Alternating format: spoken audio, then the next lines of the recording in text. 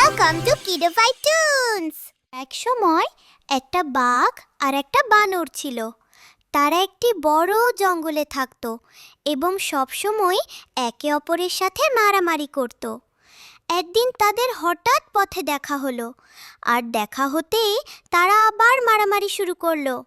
বাঘটা রাগে বানরটাকে তাড়া করলো, আর বানরটি এক গাছ থেকে আরেক গাছে ছুটোছুটি করতে লাগলো।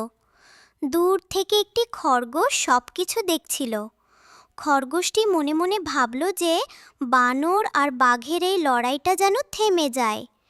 ঠিক তখনই বানরটা সুযোগ বুঝে বাঘের পিঠে লাফ দিয়ে চেপে বসলো এবং বাঘটাকে মারতে লাগলো। এই দৃশ্য দেখে খরগোশ আর নিজেকে সামলাতে পারল না। সে এক লাফে তাদের মাঝখানে চলে এলো এবং চিৎকার করে বলল, থামো, মারামারি ভালো নয়। বাঘ আর বানর খরগোশের কথা শুনে লড়াই বন্ধ করলো। খরগোশ দুজনকে বোঝালো যে শান্তিতে থাকা কত ভালো। তারা খরগোশের কথা বুঝলো এবং আর মারামারি করবে না বলে ঠিক করলো। লড়াই করে করে বাঘ আর বানর ক্লান্ত হয়ে পড়েছিল, তাই তারা পাশাপাশি শুয়ে ঘুমিয়ে গেল, আর অবশেষে তাদের লড়াইয়ে শেষ হলো।